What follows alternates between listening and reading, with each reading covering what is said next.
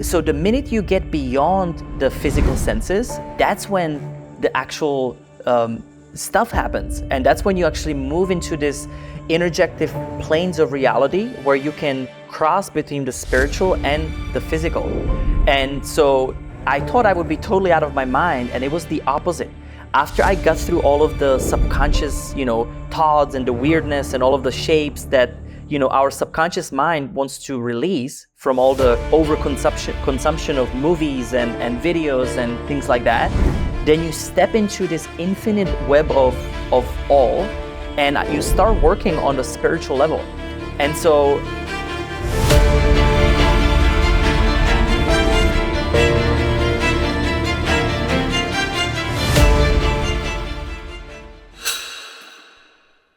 what's up, family? Welcome back on the Just Happen podcast. I'm your host, Emilio, and this is the first time I'm getting on the camera this year, so I wanted to wish you a very happy new year, 2024. A lot of the guests that have been coming on are predicting a lot of energetic shifts and attunements that are going to be happening going forward into the Aquarian age. And if you are here, I wanted to acknowledge that you are doing the work necessary to be a leader in the new earth. And then it also means that you are preparing yourself for all the changes that are going to be happening spiritually, psychically, emotionally, mentally, also physically, by learning to tune into yourself, hearing these extraordinary guests. And I just wanted to acknowledge you for being here. And I appreciate you so much. I can already feel how this community is growing by the day.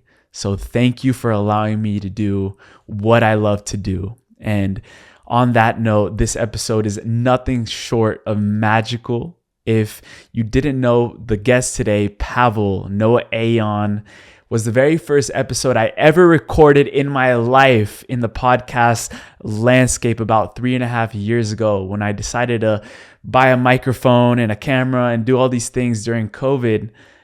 Pavel was one of the first people that I brought on, actually the first, because he has been an integral part in my spiritual awakening and in my journey. He led the very first breath ceremony that I ever did in my life. I was left tingling, my heart blasted open. So now it's just a blessing to bring him again, 100+ episodes later. So much has changed, so much has expanded, and bring his message forward to you. This is a super special episode for me. So I really hope that you enjoy. And I can already feel how this community is growing. If you're on YouTube, if you're on Spotify, the ways that you can support us in bringing more extraordinary guests is by clicking that subscribe button, growing our community, growing this message that we're getting out there. And if you're on Spotify, you can leave a rating for this episode. I would really highly appreciate it. And I'm just going to say, we have insane guests coming on this year. But if you want more of that, you can help us by sharing these episodes, sharing the messages, and allowing me to do what I love to do and share that with you. So sending you so much love, and enjoy this episode with NOA AON.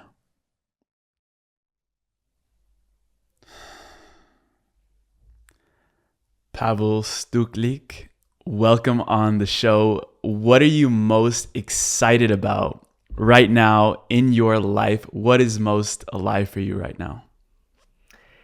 thank you so much for being here, because it's an honor. And what I'm excited about is the hope in humanity. It's really been fascinating to watch the amount of cities that we tour in, and the amount of the same type of person that we see in city after city that, is on this journey through self-transformation, is doing the work, is not just talking about it, but embodying what maybe we've been reading, 10 years ago. And it's actually happening. And we can actually feel the shift.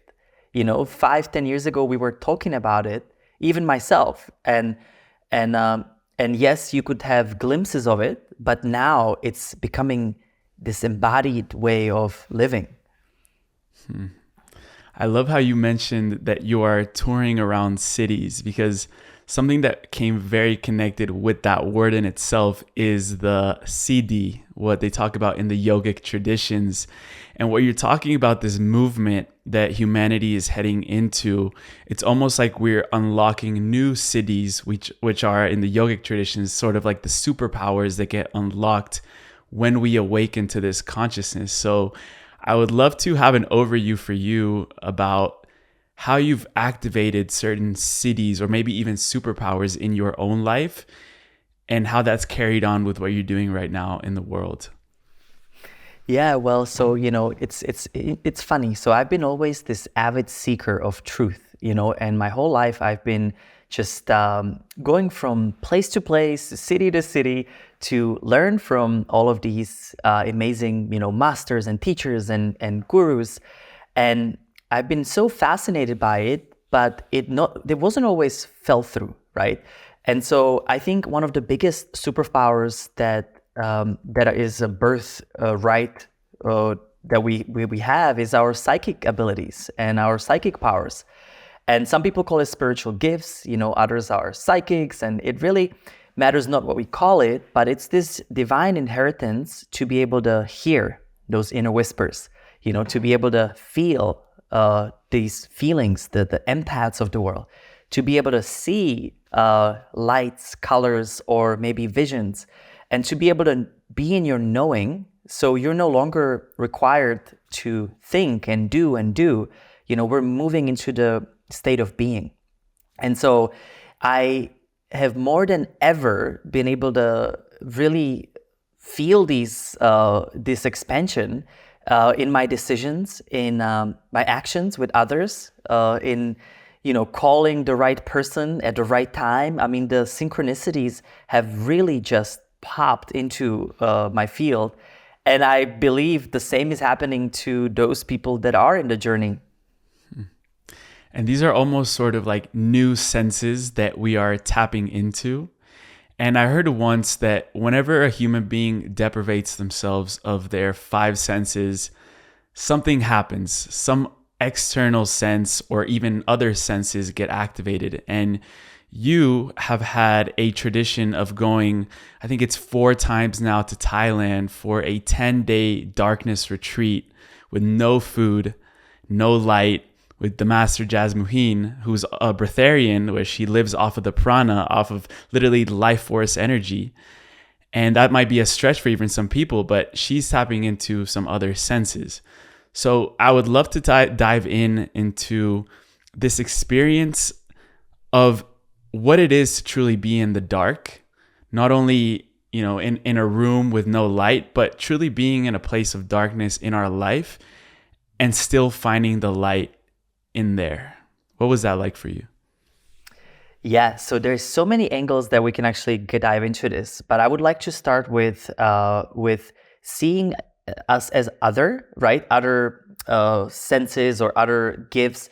These are actually, it's a process of remembering, right, who we are. And there's a lot of messaging about this because this is our divine inheritance. So yes, we have our 5 physical senses that we come into this space, but that's just from the physical body, right? But then if you think about the prana, the source, it's the original source energy that gives us life when we're born, and that will go back to the unified realms of existence when we die. And so throughout the first breath and last breath that we're taking in this physical journey, we essentially have a choice. How much of this light or how much of this source do we want to bring up forward? And when you think about, for example, breatharians or pranic people, they're no different than us. What they're doing is they're just simply using an alternative source of energy as their way to fuel. So let's say that we are living in the dense, beta active brainwave frequencies, and our whole life is about chasing us for money and worrying about food and, who's going to be the next partner. We're essentially living in the very dense, physical-oriented manifestation, which there's nothing wrong with it. It's fun, right? That's why we came here. But what can become wrong with it is when we start forgetting that divine inheritance of being an energy, being a source. Now, when you walk inside of the dark room, so it's basically an initiation into being a breatharian. And when you go in there, you completely leave all of your senses behind, so that way you can purely focus on the original source vibration, God, love, life, many different names for it. But the way you access it is through slowing down, changing up the brain waves from that busy beta into that alpha, theta, even gamma. Now, in this time of stillness and silence, you start opening up these other spiritual gifts, and you start being able to hear them, feel them, see them, and know them. And sometimes it takes a while, right? Because of the monkey brain is still so active and it just has all of this interest and agenda. But the further you surrender and the further you relax and you allow the beingness of you to come forward, then the hunger starts going down. And what happens is, everybody has a source, right? Like we would be dead if we did not have a vital source energy inside of our physical body. But what happens is maybe we only use it 90-10, right? So 90% we need physical food and density. 10% we are nourished by prana. But when you start slowing things down, you do these meditations, then we do series of testing every single day in the dark room to be able to tell, is our prana percentage 60-40 or is it, 50-50? And so the best way you can actually measure this is until you're losing weight, you're fasting.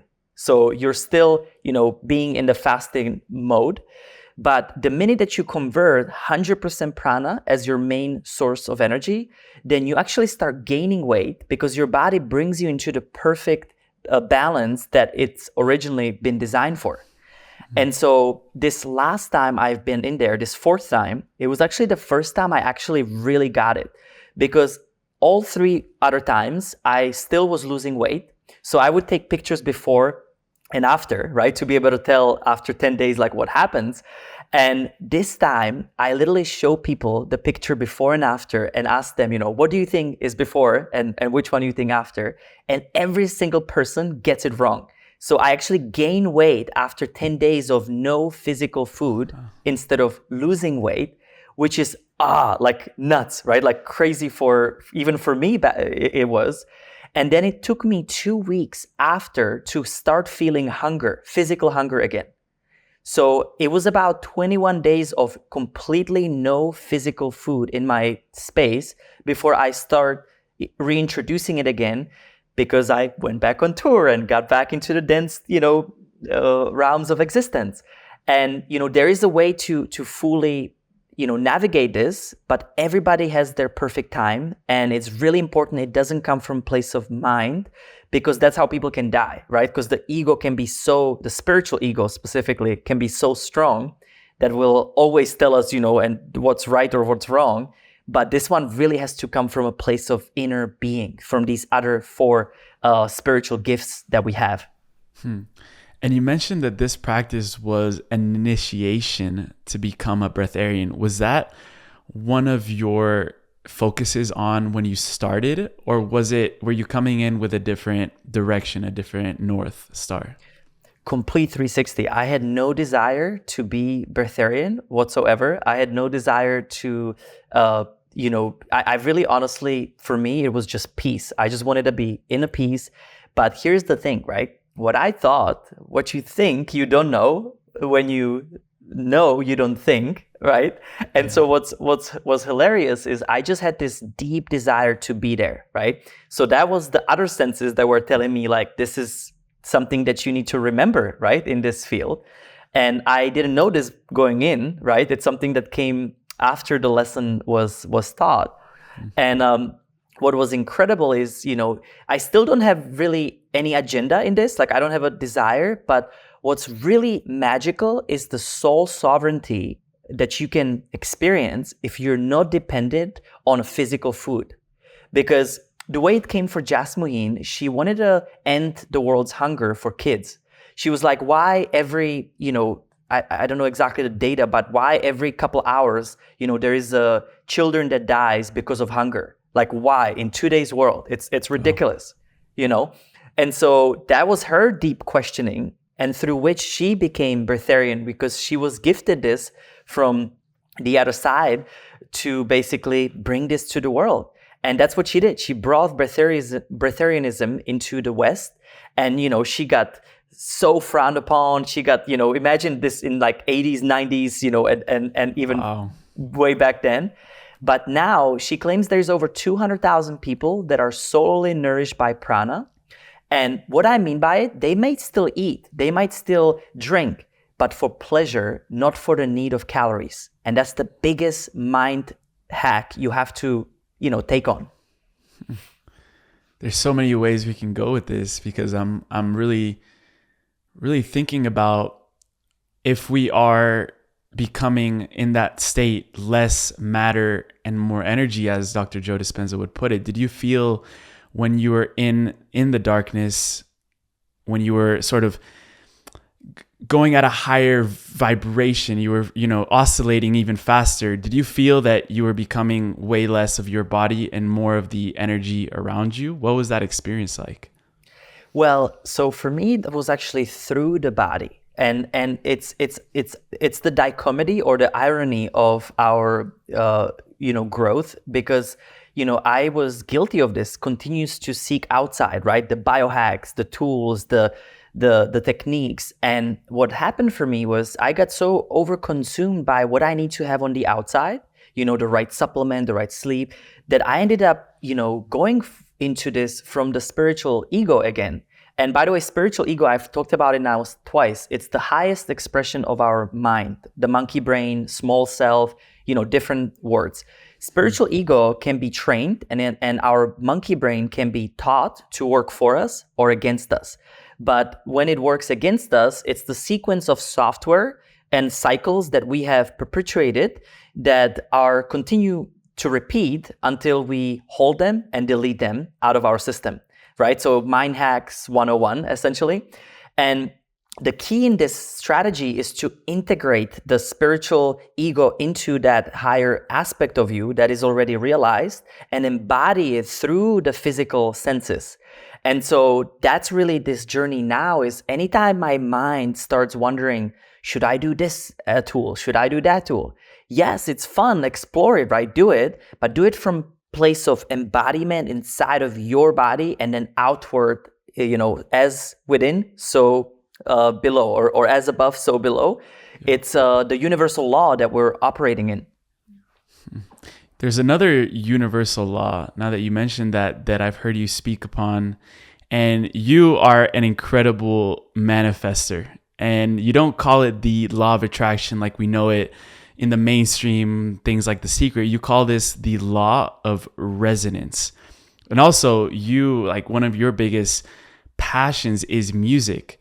So in music, there is frequency, vibration, resonance. How do you tie that together with this universal law of resonance to create the reality that you are living in today? Yes, it's a really important question, especially for spiritual community. And so, again, I was an avid seeker of truth, right? I watched the documentary, The Secret. I watched all of the different law of attraction type things. And most of this work is actually coming from our third chakra, from the center of power and ego, of what we think that we want instead of being what we are. And essentially, law of resonance means that you match the frequencies with the right outcome of where you currently stand. And the easiest way, it starts with self-assessment.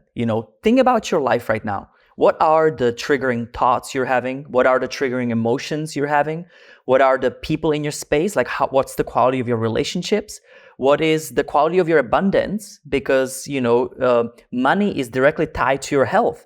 And is directly tied to quality of your relationships because of the energy centers that we're operating in. Now, for me, the wake-up call was that we are taught to create from place of scarcity. We're taught to create from place of ego. And the way we're taught to create is to start with intention, start with the visions, and then do emotions. But in reality, it actually is supposed to start with images.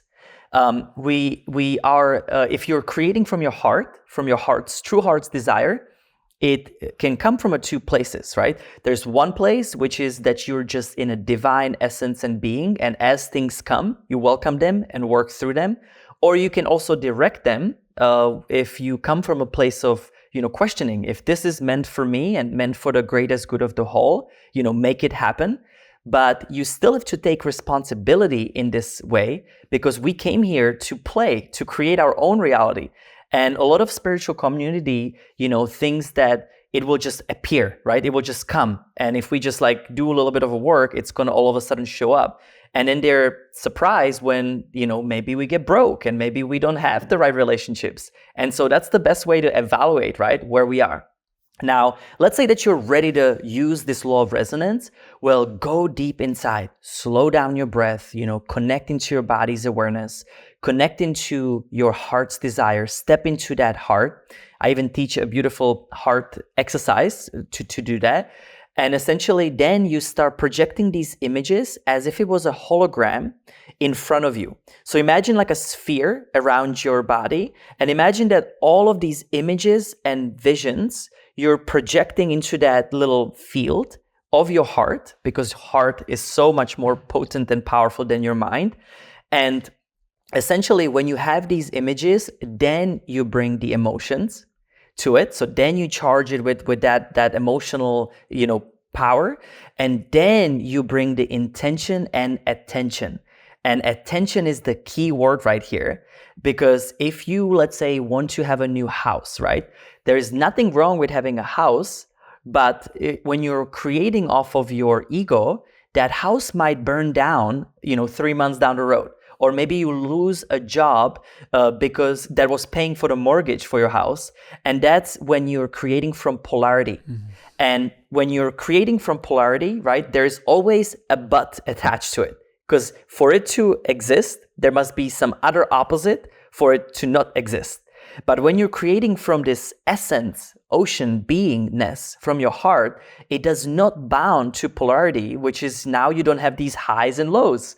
And so this is the format that you follow, basically. And then, you are it, right? You become it, you embrace it, you see it, you feel it, you take the action to it, which is the doing, right? And then you have the results as a natural flow of choices and consequences. And if you think about life, that's all is it about. It's all made up of our choices and consequences, but it has a delay. And that's what can mess with us sometimes, because further apart we are from our divine inherent truth, further apart these cycles are, and then we think it's happening to us. So long story short, sorry. Well, I'd love to keep on that topic of the cycles, because it's almost like in our life, we live certain cycles. And you said once that, these micro cycles that you were living were because the lessons that were in those cycles you had not fully integrated and learned. So these micro cycles would keep appearing and reappearing and continuing and recycling until you moved out of that polarity. And talking about polarity, I think in order to be able to create from that space of non-duality, we have to learn about the duality within ourselves. So in your life, I know just even recently, this was a leap for you, not in the big scheme of things, but this is relatively short term, is that you had to move through a lot of different cycles and learn about the polarity within you. What can you tell us about sort of that journey? Yeah, absolutely. So, when I walked out of the cave the first time, or of the dark room, I decided that I want to live in service. And I decided that I'm going to go to this completely 360 aspect of myself that wants to do workshops, retreats, and be in his purpose. Now, what happened was I wasn't fully integrated and aligned in every aspect of my life. And so it led me into a place of losing everything. I mean, I literally went from making millions of dollars and having this set life in the societal norm into having every single account being frozen. Wow. And it was so hard at times that I literally was fasting for several days and nights just so my kids have enough food to eat. And I'll tell you, it was so crazy that I would be living from workshop to workshop, or DJ gig to DJ gig. But anytime I would get paid, it would not be even enough to get above the zero. That's how bad it was. So I was in so much debt all of a sudden that I literally went into some of the darkest parts of my life. And what year was this that this all happened? this was about a year before COVID. And then it kind of like just brought me down completely right at, COVID. And in that moment though, that's when the light start coming in, and all of these tools became so handy because I could have taken my life, it was so crazy. I mean, I got divorced. Every single thing I touched, it literally did not work out. I try to go back to business and entrepreneurship, and it was, I try to go back to what I knew that would work, and that I knew how I made money before. And then it just brought me even further and even more south. So in this moment, I really had to pick myself up and reintegrate where I was. And up until then, I was literally living, I was AON at night, I was doing drugs and alcohol and all of these, gigs. And then during the day, I would be teaching workshops and health and drinking cold pressed juices. And I was literally playing ping pong left and right, and highs and lows, and good days and bad days. And yet I was teaching already about this, but I wasn't fully in the harmony, in that center line that I've been, thank God, able to find now, where I no longer learn from pain. I no longer learn from the gutter. I'm actually learning from joy. I'm learning from fun and love. And I used to not think that it was possible. And for those of you that are listening that are going through something similar, at the end of all of this pain is light and is love, but we have to face these cycles. So in this moment, I basically I had to quit. I had to stop, what is happening right now? What continues, mindset I'm having, what emotions I'm creating, what relationships I'm seeing, because this is absolutely not the reflection of who I want to be. But it takes that little bit of a leap and time to get over the bridge, to be able to bridge into and clean up really all of that past, self that you wear. And these cycles will keep on getting weaker and weaker, so we have a micro cycles that are smaller stuff that keeps on coming on a daily basis.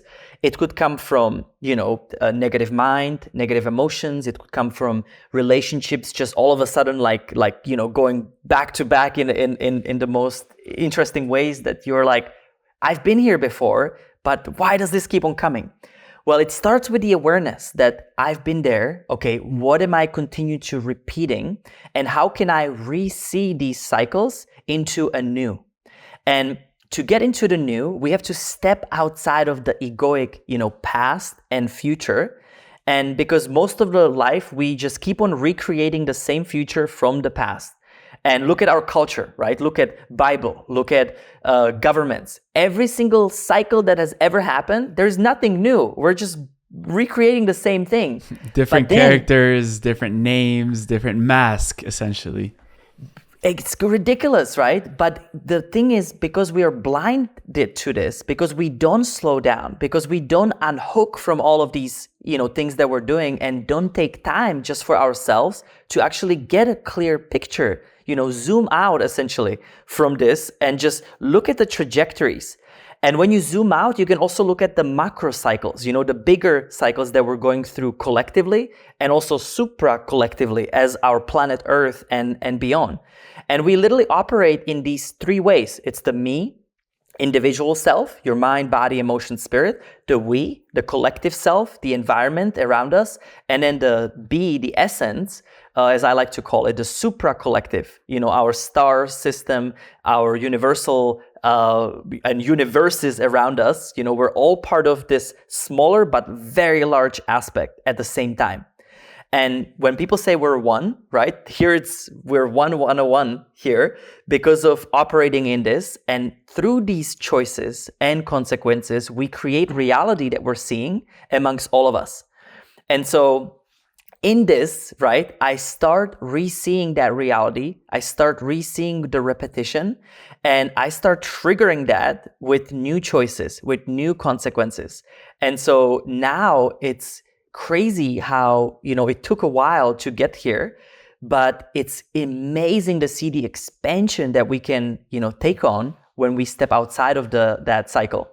Yeah. And you're even mentioning how the old ways that you would, for example, make money were no longer working out. And for people who don't know that, you grew sort of the Orange Theory Fitness whole franchise. You opened over 100 stores, and you were becoming a millionaire at the age of, very early 20s. And now for you to say that the ways that you were making money back then are no longer working for you, or were no longer working for you, it gets me in to see that you sort of entered a new, we could use the word maybe dimension or world or reality. And you mentioned that you had to see things anew, which brings us to a teacher that I love, that I know we both share a deep admiration for, is Paul Selig's work with the guides. And he talks about we are moving into this kingdom of heaven, this new oscillation of what it is to be a human being. And essentially a whole new world opens up.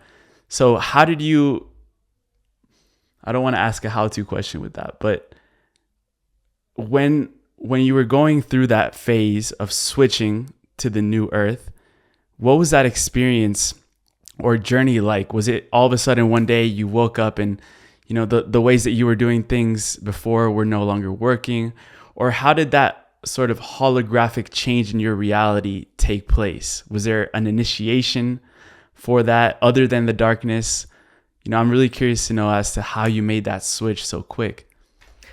Well, it wasn't quick, so it's a combination of a tipping point that I had to reach where I've had enough. And, there is a tipping point that everybody embarks on when you literally say it, even sometimes out loud, like, I have enough. Like, I don't want to be in pain anymore. I don't want to learn through the gutter. And I had enough. I had such a rock bottom that basically I made it into a power, right? Like, I came into this pain to basically refurbish all of those, ideas of myself. And essentially it was a process of these cycles to slowly getting weaker and weaker and weaker until these cycles were replaced with this new ways to learn. And remember, it's up to our choice is how we want to learn. No matter what, we came here to, descend, right, from the unified realms of existence. We are here to learn and share these gifts from one another, so we can ascend back again to that same place of oneness that we are. And to start seeing this as a privilege that we actually got this opportunity to breathe the air, to sense the vibrations and sounds. And, it's in some of my deepest meditations, when I became one with everything again, in these deep states, I've noticed like, okay, this is cool, but I can see how God would want to want to create an image of itself. Because I don't want to say he or she. It always bothers me when we call God he, because I think it's a very, patriarchal way of looking at things. But when we step into this individuality, all of a sudden it's like, wow, like you start really enjoying, every moment of your life because of this privilege of not seeing everything as one, Yeah. And one thing, so for people that don't know, one of my initial sort of, I would even call it an initiation, was going through workshop with you in 2020, or it was 2019 in London at the Health Optimization Summit. And it just opened me up to a new reality. And I realized how powerful music, sound, vibration was, community.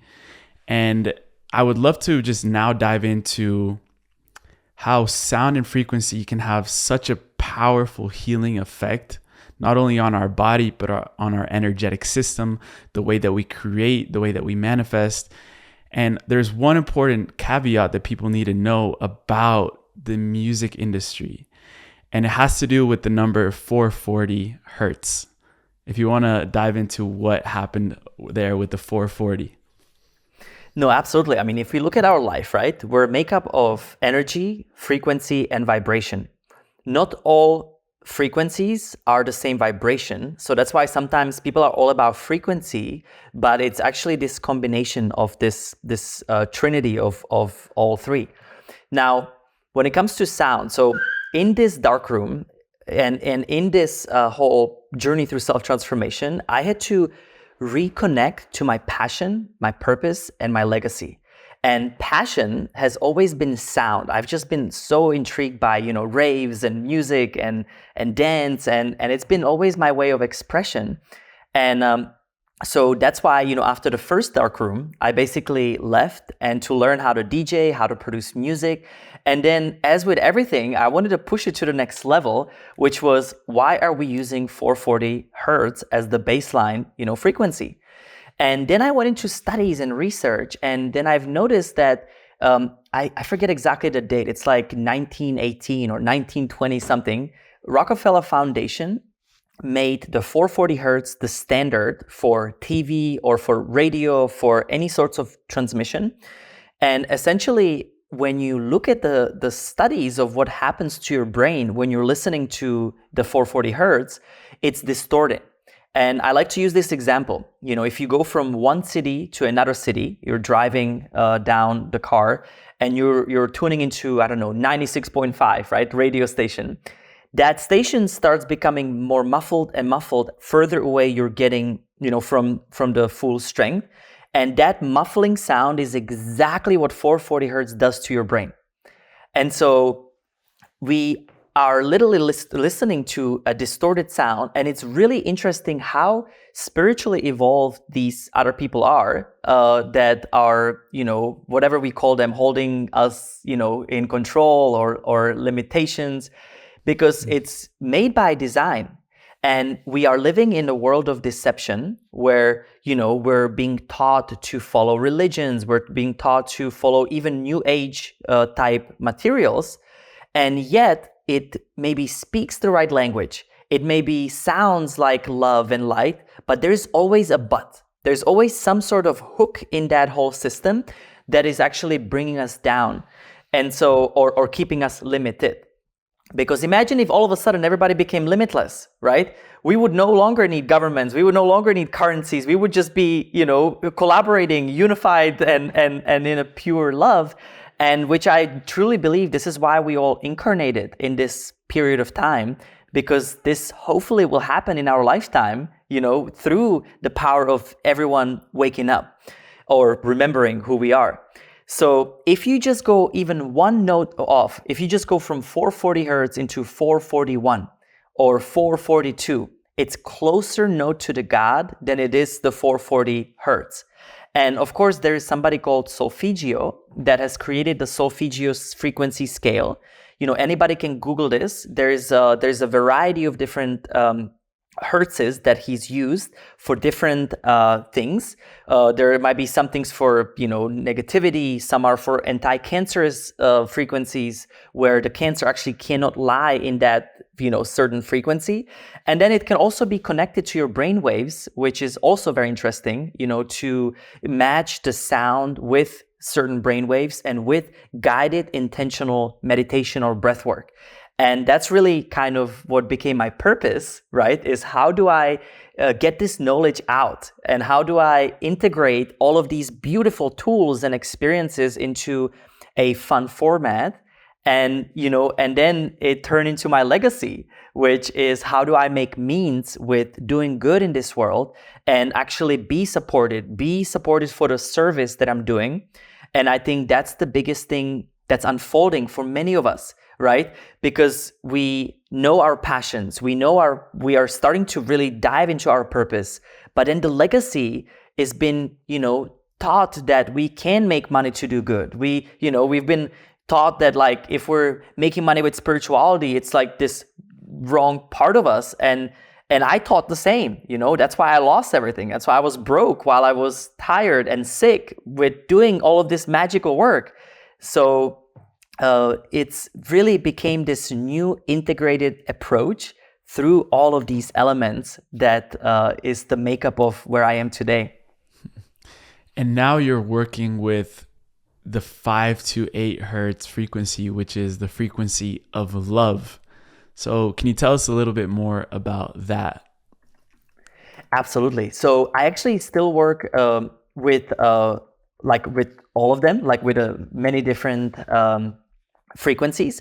But my latest album or EP with a Japanese singer that we're creating is a modern, shamanic tribal Afro house with the frequency of 5 to 8 hertz.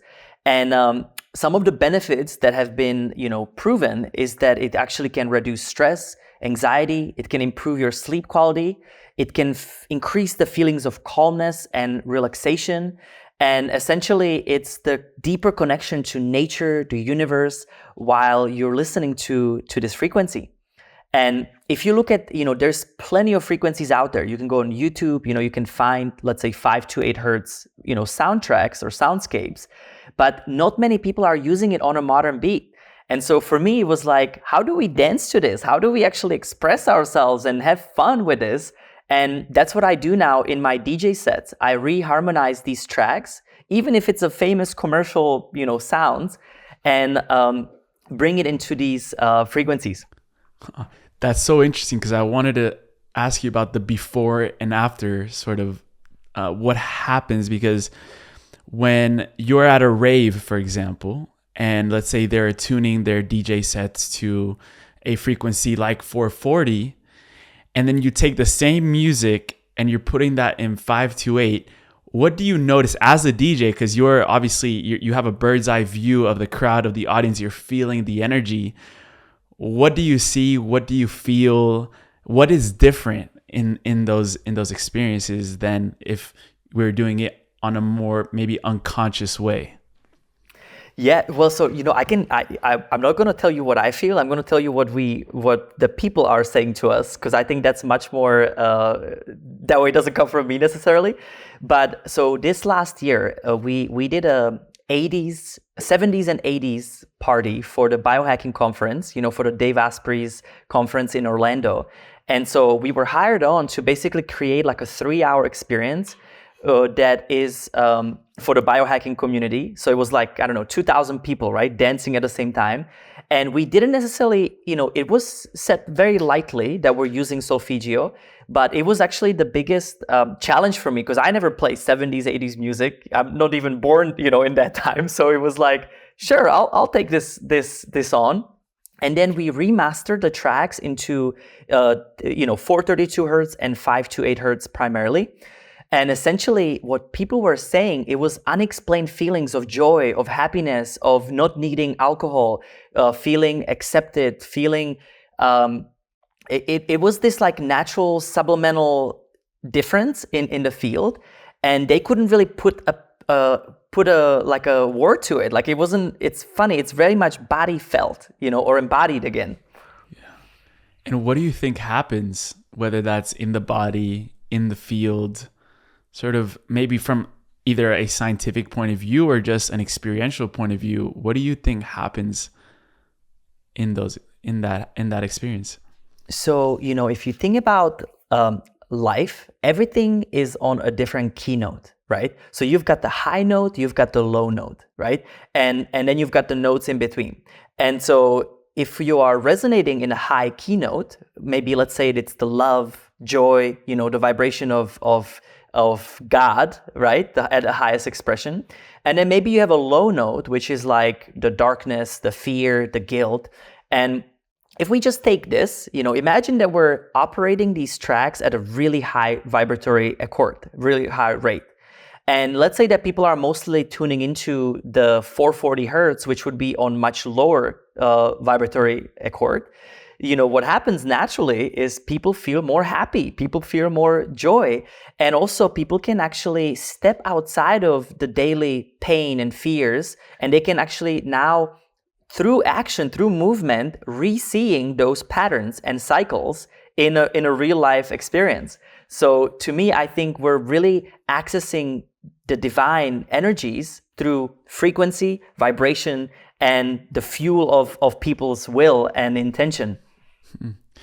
And almost what I'm sensing is that the one before that, so the unconscious 440, the raves, like that's coming from a place of, well, people are still seeking joy, happiness, ecstatic states, but it might be coming from a place of escapism. We're trying to, ignore the reality, the pain, the suffering of their reality that they're living, and going to these events, going to these raves to escape that.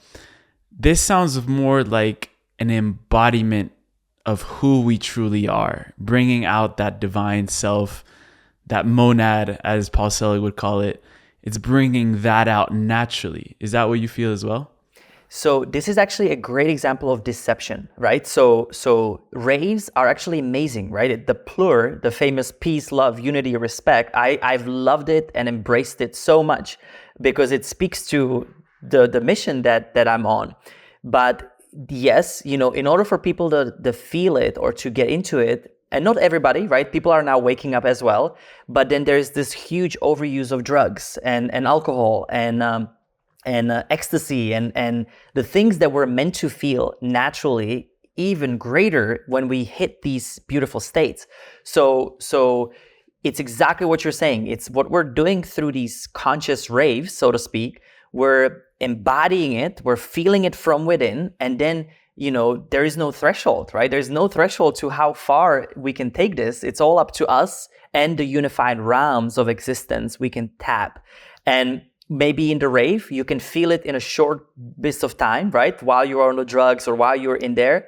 But then, you're left in the duality. You've got low serotonin, you've got no dopamine, you're like depressed, right? Like the week or two after these raves. And that was for me too, right? We take a bunch of great MDMA and have awesome fun and awesome time. But then the Monday hits and you're like, your life force is sucked out of you because you've got nothing left. And so what this is, it actually lasts and it does not have, again, the duality attached to it. And let's talk about, because you mentioned MDMA and those types of mind-altering substances. There's a big one that you abandoned around, I would say maybe 3 years ago, I believe, which was alcohol. So what could you speak upon the frequency of alcohol and how leaving that behind has transformed your own manifesting capabilities, how you're creating in the world, and sort of what has changed since you left that? Oh my gosh. So yes, about 3 years ago, I quit. It was the best decision of my life, but also one of the hardest one because of the social acceptance, because of also, up until then, I was DJing these huge raves, right? I was DJing in the major nightclubs and music festivals. And the minute I quit alcohol, I looked into the crowd and I was like, what am I doing here? I literally had the biggest low purpose state, of my, music career. And I was like, this is not why I started this. This is not why I went into the dark room and why I wanted to do this. But what I've noticed is I could not be there without the use of alcohol or drugs. And so first thing first, the minute I quit this, all of a sudden, all of the other toxicities in my life went away. And I'm going to use the term parasites for this moment because, again, it's as above, so below. So having a parasite's toxicity on the inside will then create the law of resonance on the outside. So guess what? I had a whole bunch of toxic relationships, toxic thoughts, toxic, business decisions because it was reflecting me at that state.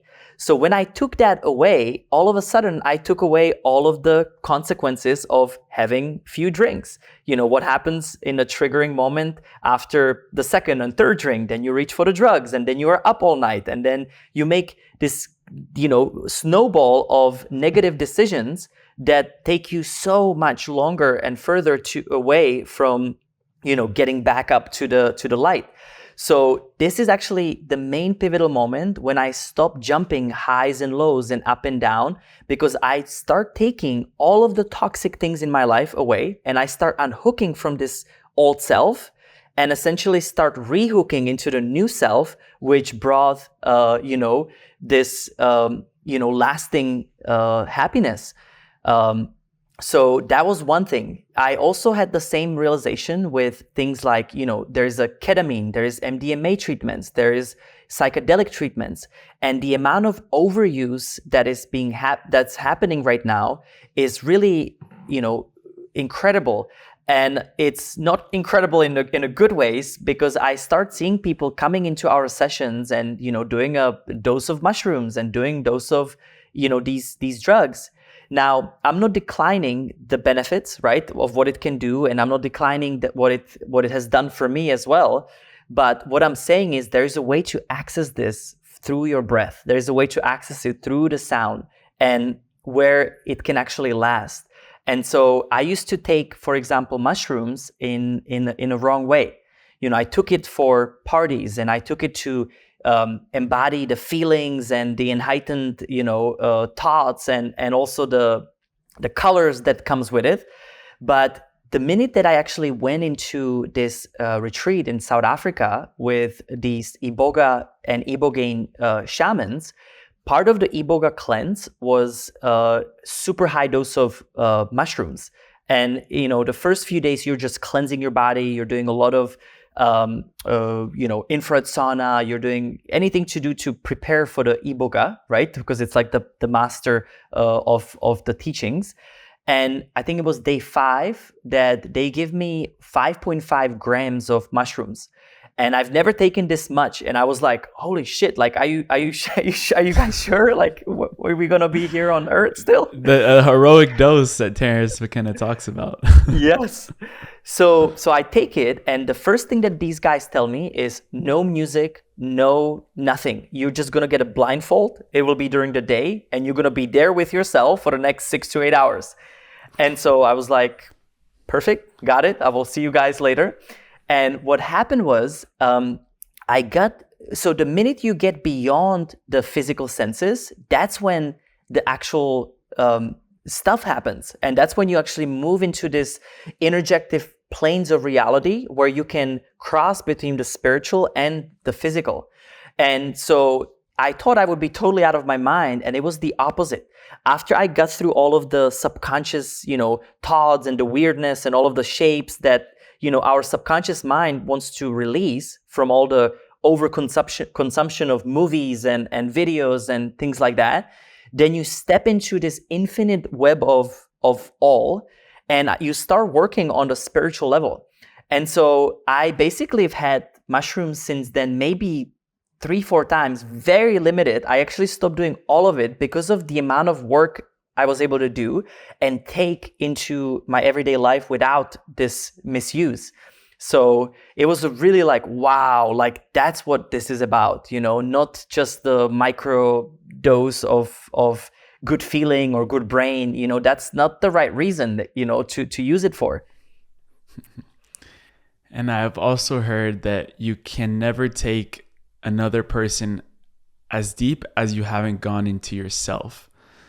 So that actually completely reflects with what you're doing in the world with the workshops, because you've been to those depths yourself. And this isn't something that, sort of sparked, at a certain age. This was something that you were brought up with. As I was looking further into your story, you were brought up as well in the Czech Republic with shamans, and you were going through spiritual training from a very early age.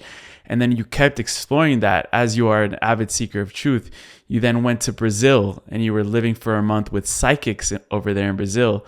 You went to Japan and you were training with, like, what is it like to be a samurai? So if you were to, let's say, for the next generation of leaders, I know you just have a new daughter, Pixie. Congratulations on that. How would you train a young child now into these psychic shamanic realms for them to be, as you put it, limitless in their reality? How would you sort of give them that blueprint of being a completely new human that needs to go into the new earth that we're stepping into? Yeah, so I've got 3 kids total. I've got 7 and 9-year-old boy and girl, and then I've got the latest edition, which is like 6-7 weeks old.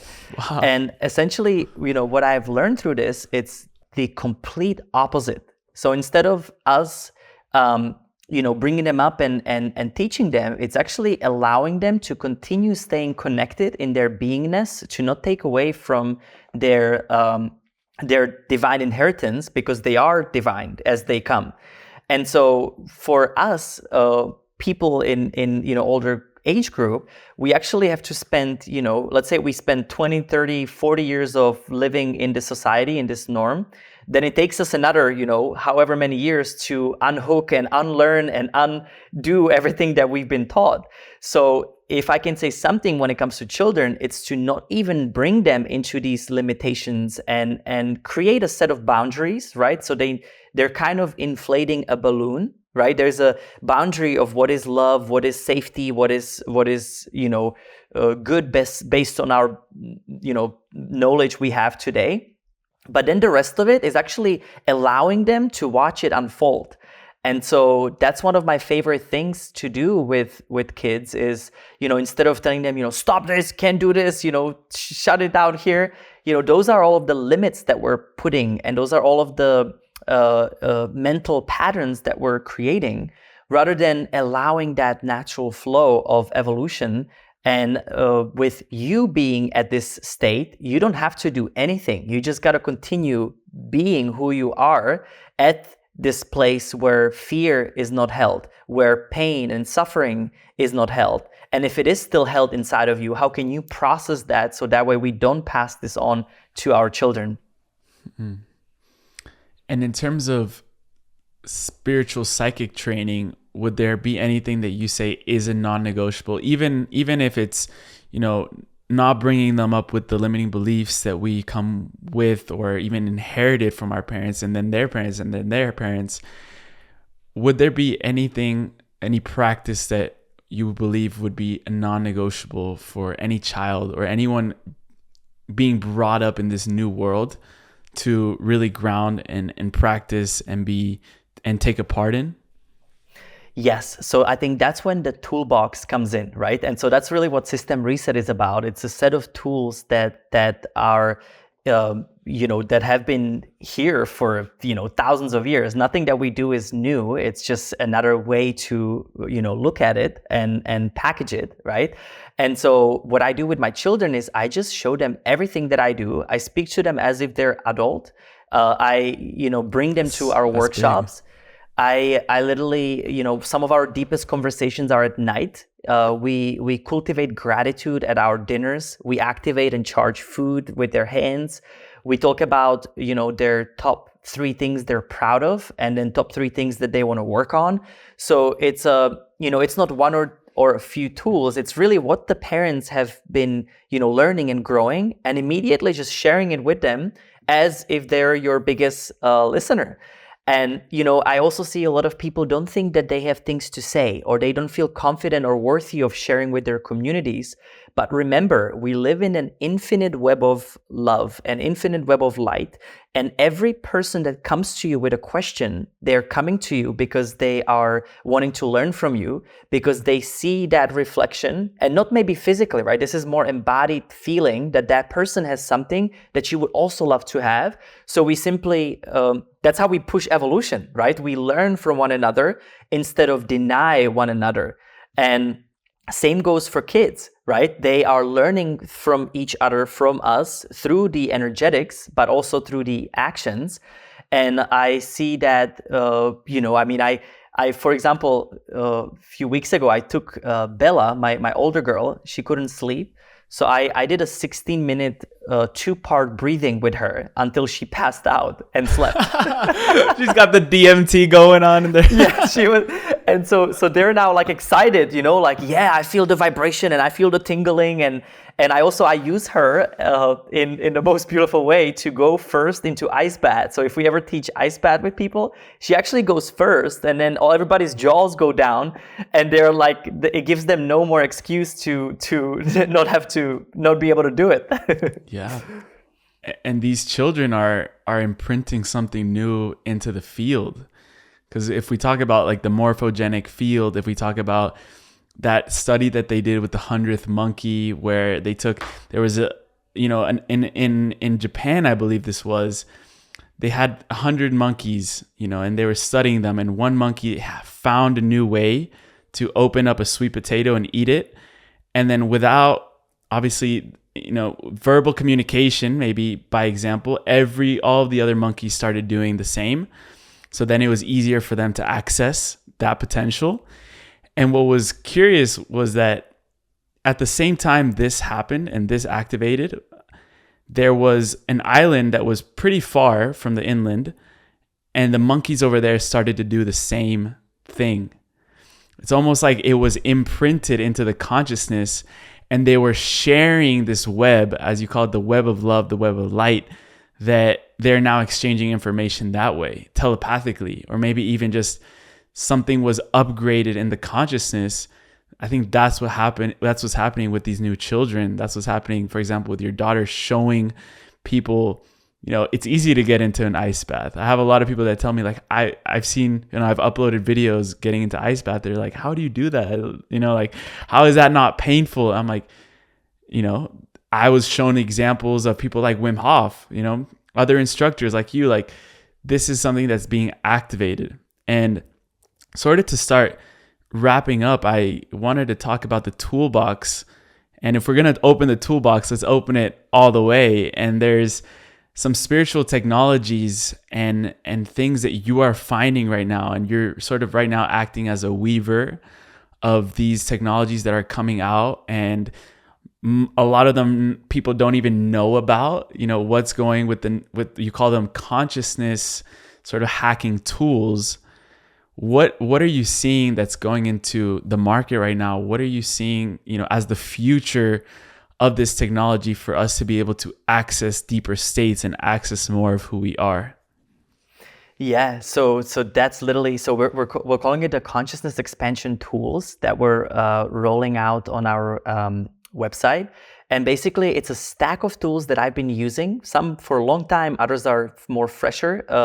And so this is kind of how it works with me, right? I'm like looking into all of these different tools that could be helpful, especially to somebody that maybe is not yet fully dedicated to this, right? Because if we ever ask, like, how much of a dedication we should have to the spirit, right, to our embodied nature, I mean, it's 100%. But until people realize how important this is, then they will still see it as a convenience, right? When we hurt, we then seek for these tools. But what if we never even had to hurt to begin with, and actually we're using them right now? And so some of the most exciting ones is light therapy. So there is a company called Neurovisor that we're bringing to the market that will literally sequence a light therapy while we will take you bottom up into a present moment. It's all based on science, already from 70s, by the way, which is so crazy too, is like we've had all of this technology forever, but it's been, hidden from us most of the time. And so light therapy can be amazing to rebuild your neuroplasticity, to a new mind. And so I use it daily. I literally have it right there. And essentially, it's I combine it now with breath work, meditation, and sound as well. And we are also partnering with a vibroacoustic meditation cushion. It's called In Harmony, which will literally be able to also feel the vibration while you're having the sound and light. We have also red light therapy, which is made for your brain. That one I have handy. It looks just like this. It goes on your brain and on your gut, so you can actually absorb it. And what we're doing, it pulsates frequency again. So we've actually filmed for all of these companies, meditations and breathworks that will be able to, let's say you access high gamma state, which is 100 hertz. You will be able to not just listen to it, the 100 hertz, you will also be able to pulsate it through the red light. So, light is essential to our, health and well-being. We're bringing in a breathwork tools that you can actually strengthen your diaphragm and your lungs. And we're also huge into EMF, electromagnetic frequencies. There is a lot of deception around this from the telecommunication companies that it's not harmful and so on. And yet there's over 6,000 studies published that are showing that it's detrimental to our health. So we use something called the waveguard. It's a depolarization device that renaturalizes the field around your home or around your space, so you can be much more closer to Earth's frequencies than, in this crazy world we're living in. And, technology is not going anywhere. There's more and more 5G towers. There's more and more satellites carpeted around around the Earth, which we will soon have nowhere to hide. And nobody's asking us for consent. Nobody's telling us what does it do to our consciousness, to our health. So what do? We bring the health back to the people, and that's part of our conscious products that we are offering. Amazing, brother. And for someone that wants to unlock all of that and access it and connect with you, where would you send them for that? Absolutely. So what we'll do for your audience, we'll give a free on-demand library in the link below, which will give you guys over 80 hours worth of recording. So whatever it's meditation, breath work, sound healing, dance. If you just want to do something called getting ecstatic, we call it the XTC from your home. It will all be part of it. And it's under NOA AON, NOAAON.com is our website. And then NOA AON official is any social media where we post almost daily different tips and tricks and educational ways to connect. Amazing, brother. And we end every single podcast with a segment called the Final Trio, which are rapid fire questions that you can answer in any way that you want. The first two are personalized to you, and then the last one we ask at the end of every single show. The first one is, in NOA AON, the AON is all or nothing. What are you all or nothing in right now in your life? It's the dedication to life itself in every moment of my life. I love that. And the second one is simple, but everyone has different definitions for it. What is love for you? Well, love is all there is, and love is God, love is life, love is breath. I really think if you think about what separates us, it's just an air or space or breath of air, and that is love too. So close your eyes, tune into everythingness and nothingness at the same time, and there's your summary of love. This final question we call the time capsule question, where essentially we have to travel out a little bit into the future, let's say 15, 20 years down the line. And you were given the opportunity to create a time capsule. And whoever was going to open this time capsule are going to be essentially the leaders of tomorrow. So the people in the younger generations now, in 15, 20 years, are going to be stepping into leadership positions all over the world. And that time capsule that you were given the opportunity for is for these leaders to open in the future. So they're going to be the leaders of tomorrow, and they get to open this time capsule. You can put anything that you want in there, limitless possibilities. It doesn't have to be anything physical. But when they open it, they're going to be equipped with all the tools necessary for them to carry out Earth into this golden age that we're entering into now. What would you leave behind in this time capsule? I would leave the folder of this magnificent growth. And it's funny because I use this meditation quite frequently, where you imagine, an iPhone, you have a certain amount of apps. And through each app, right, we come with a certain software. And in order for us to download new software, we have to connect to the internet. So I would leave in there that we are connecting to the inner net, the infinite source of all of these beautiful tools. And so I would leave one little folder that you open up and your direct connection to the internet. So that way you can decide where you're heading in the best possible ways forward. And not the internet, the internet. What do you mean by the internet? So when we download new software, we connect to the internet, right, on our computer. But when we download new software or apps into our existence, we connect to the inner net. And that is the timelessness space of slowing things down and being able to have direct, beyond 5G connection into the source. And on the top of the time capsule, there's an emblem that you can carve in a question, a sort of contemplative, reflective question for the leaders that are going to be opening the time capsule. What would that question be? It would be, where am I? And the reason why is to continue asking where our consciousness is, where are we heading, where are we coming from?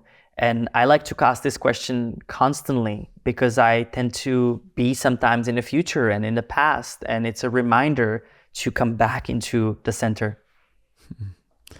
Pavel, brother, you've been such an important part of my journey, and I wanted to send you all the love and gratitude for the presence that you've had in my life. And I'm just so excited that I get to share you now with anyone that is ready to be activated by your frequency, by your message, by your love. And it's just been such an honor, and I can't wait to see where we go next together and in collaboration. The pleasure is mine. I am so proud of you and so happy and grateful to see how you're thriving, you're shining, you're doing the work, you're embodying it. I mean, thank you on behalf of everyone that is listening to your work, because you're creating a portal for the time capsule. It's kind of ironic you asked that because you are that. So thank you. Much love, man. Thank you so much.